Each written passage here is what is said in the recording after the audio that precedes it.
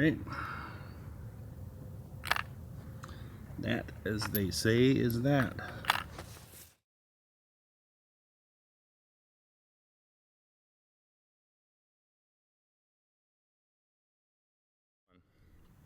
All right, now turn the gun, go out to 1030. See how we do out there. I think I got the wind pretty well figured. My initial guesstimation. All right, I think that's close enough to be dangerous. See how this goes.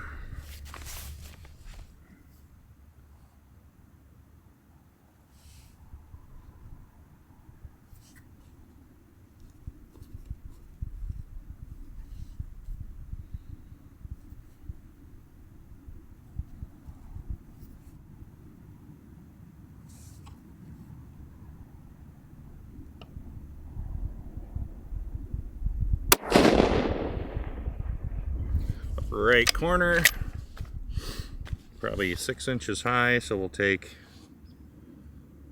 a half minute off. We'll add 3/4 minute of wind. See how we do.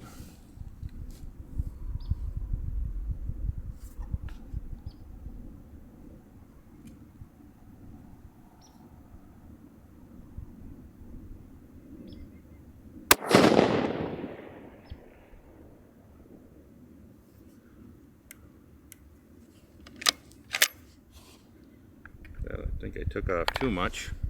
All right, I'll see if I can get 5 in a row on there without adjusting.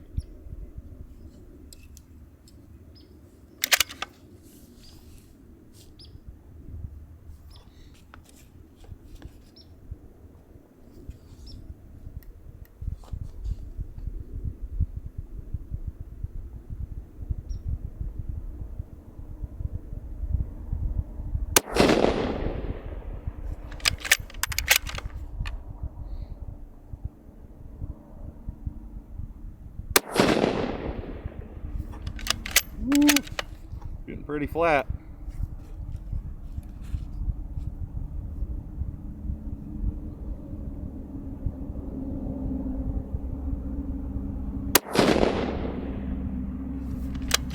Wow. Nothing wrong with that at all.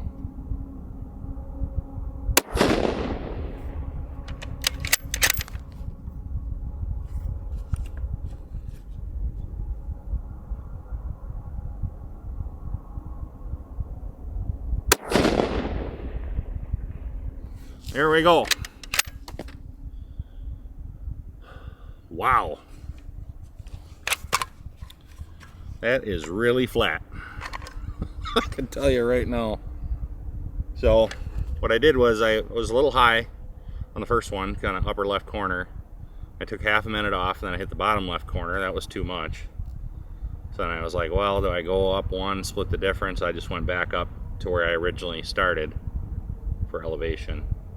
And then I had to keep adding a bunch of wind, so I'm at almost 4 minutes, which would be like almost 4 feet, 47, 6 inches, something like that. So quite a bit of wind, held steady there long enough for me to get some shots down there. So I'm pretty happy with that. I think once I stop clicking around and put 5 in a row, that might only be like 2 or 3 inches tall, so just crazy. So I'll go down there and measure that and see how we did.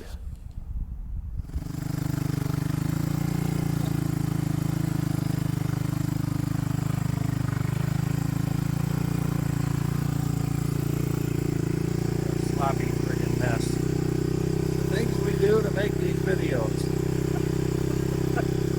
That's right.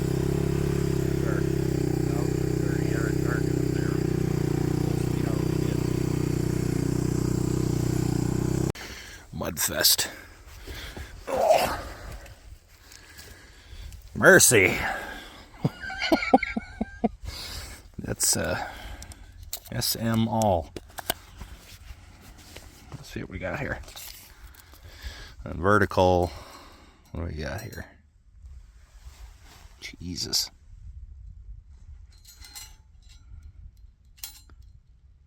About right there. Just barely over 2 inches of vertical. Holy shit. We're shooting from way the snot over there. You can kind of see that there's like a black tub there. My tub sled that I'd haul everything in on. Friggin' far. Why? I'm not gonna have any trouble selling this gun. Well, guys, what else can I say? This thing absolutely hammers. Man. Well, I guess we can go into the specs of the rifle build here a little bit. So we'll start with the stock that we chose for this build. This version we're calling our heavy version. The other rifle that we built we're calling our lighter version. It's about a pound or so lighter than this one. The stock that we used on this is a fiberglass stock. It is a Graybow Ridgeback in Gap Splash color is what they call it. Or not Gap Splash color, but the color is called Gap Splash. And it features an adjustable cheek riser. It has M-lock slots on the forend, on both sides, and on the bottom for you to interface different accessories that you might want on it. Or, as you see in the picture here, we have a piece of M-lock rail attached to the bottom so it can interface with our new Thoroughfare carbon fiber tripod that we just released. You'll be seeing some videos on those coming out soon here. The stock also features a flat toe. You can see on the sandbag there, the back end of the rifle is flat, which I personally think is essential for long-range shooting. I mean, you can get by without it, but what that really helps with is it helps the rifle to track really straight under recoil. So when you have a flat section on the bottom of the stock like that, that's parallel with the barrel, when the rifle recoils, it has a tendency to come straight back rather than having the muzzle flip up toward the sky, and therefore your scope flipping up toward the sky, making it difficult to spot your own impacts and spot your own trace. The stock also features a really wide, kind of like a beaver tail or tactical type forend, which can be helpful if you like to shoot off of a bench rest type rest, where if it has a front sandbag that with say 2.5 inch wide ears on it, this stock fits in a rest like that really well. So this stock has, I would say, the most versatility of the stocks that we offer, where you can interface it with a lot of different rests or tripods, different types of support, bipods, whatever you like to shoot off of. And then the action we chose is a Zermatt Arms Origin. And the reason we chose that is kind of our go-to action. We've built rifles on many, many different actions, and the Zermatt Origin we feel is the best bang for the buck. It's a great value, especially compared to some of the other actions out there on the market. It's nitride coated, so it's very smooth and feeds extremely easily.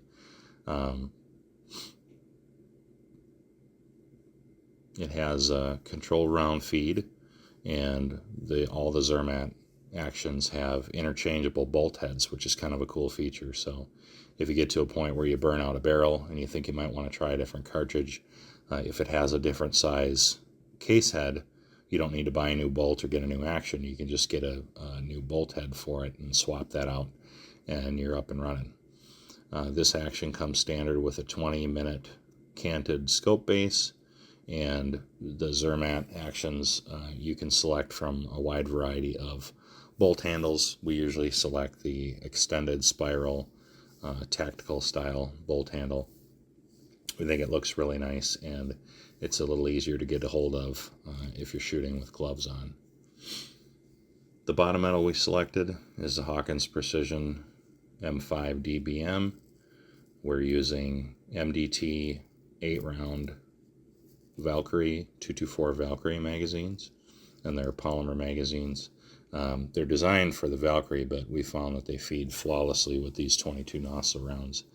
And the magazine allows for a 2.550 cartridge overall length, so you won't have any limitations there on your bullet choice.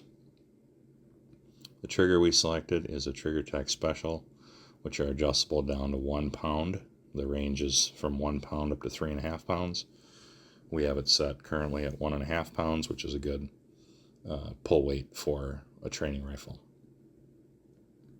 The barrel we selected is a 28-inch Excalibur standard Palma 7-twist 5R barrel, and we opted to have 6-groove spiral fluting on it. Mostly to take a little bit of weight off it. The fluting does increase surface area, which can help with cooling a little bit, but that's not the primary reason we do it. The two main reasons we usually opt for fluting is it helps save some weight, so you can go a barrel profile or two larger than you otherwise would, and the fluting takes enough weight off it that it'll get the rifle down to a weight as if you had one or two a profile smaller or two profiles smaller barrel. And historically, we found that guys really like the look of it.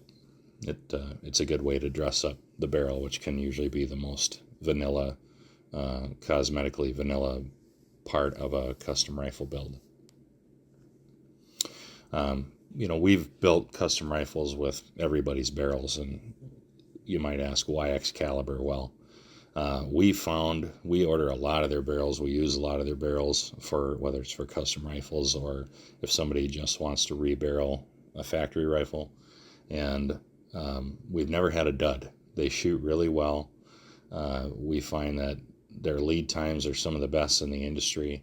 They have a huge variety of tapers, like different barrel profile tapers. They have a huge variety of twist rates and rifling types and fluting types, and just the amount of options they have are second to none in our opinion. And like I said, we've never had a dud. They shoot extremely well.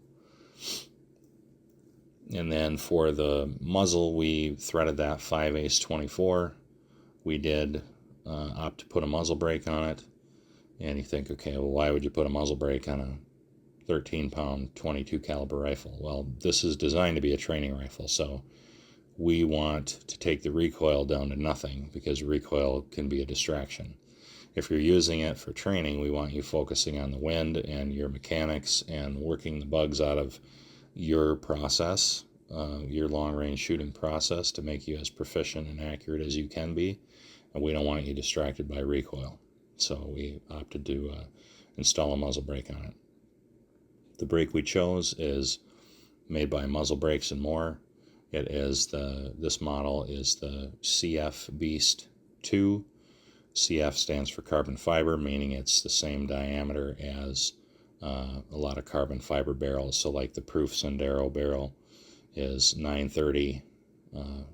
It's 0.930 inches at the muzzle, and that's the diameter of this brake, 0.930. It's a 2-piece brake, so it's self-timing, and this happens to be a 4-port brake.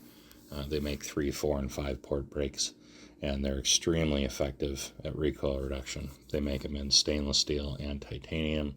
This one happens to be stainless steel. The optic we have on here for the testing was an Athlon Cronus, which is a very heavy tactical type scope, and we're just getting to play with it now, and so far we're really liking what we see. So altogether, this rifle comes in at 13 pounds 12 ounces as pictured without the tripod. The rifle weighs 11 pounds 3 ounces without the optic. So if you have any questions, feel free to leave them down in the comments, or you can give us a call. Like, subscribe, share with your friends, all that good stuff, and we'll see you on the next one. Thanks for watching.